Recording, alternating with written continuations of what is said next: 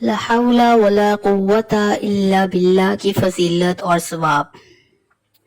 یا صرف لا حول ولا قوت الا باللہ ہی پڑھ لیں تو اس کی بہت فضائل ہیں اور بہت برکات ہیں۔ حدیث شریف میں آیا ہے کہ یہ کلمہ لا حول ولا قوت الا باللہ پڑھا کرو، اس لیے کہ یہ کلمہ جنت کے خزانوں میں سے ایک خزانہ ہے۔ دوسری حدیث میں آیا ہے کہ جنت کے دروازوں میں سے ایک دروازہ ہے۔ تیسری حدیث میں آیا ہے کہ جنت کے درخت کا ایک پودا ہے۔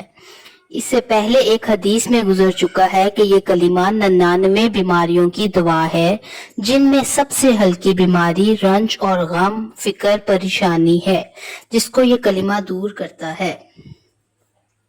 ایک اور حدیث میں ہے کہ حضرت عبداللہ بن مسعود رضی اللہ عنہ فرماتے ہیں کہ میں ایک دن رسول صلی اللہ علیہ وسلم کی خدمت اقدس میں حاضر ہوا۔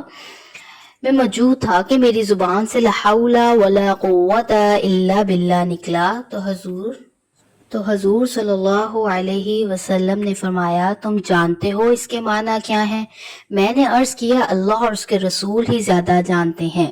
حضور صلی اللہ علیہ وسلم نے فرمایا، اس کے معنی یہ ہیں کہ اللہ تعالیٰ کی حفاظت کے بغیر کسی شخص کو اللہ کی نافرمانی اور گناہ کے بچنے کی قدرت نہیں، اور اللہ کی مدد اور توفیق کے بغیر کسی شخص کو اللہ کی اطاعت کی قدرت نہیں۔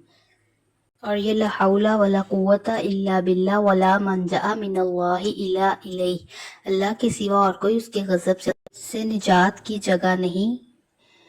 اس کے اضافے کے ساتھ تو جنت کے خزانوں میں سے ایک بہت بڑا خزانہ ہے۔ اور جس عورت کے گھر اولاد نرینہ نہیں ہوئی، اس کو چاہیے کہ وہ روزانہ 500 مرتبہ لا حول ولا قوت الا باللہ پڑھے۔ اللہ تعالیٰ اس کلمے کی برکت سے اس کو اولاد نرینہ عطا کریں گے انشاءاللہ۔ وآخر دعوانا ان الحمدللہ رب العالمین۔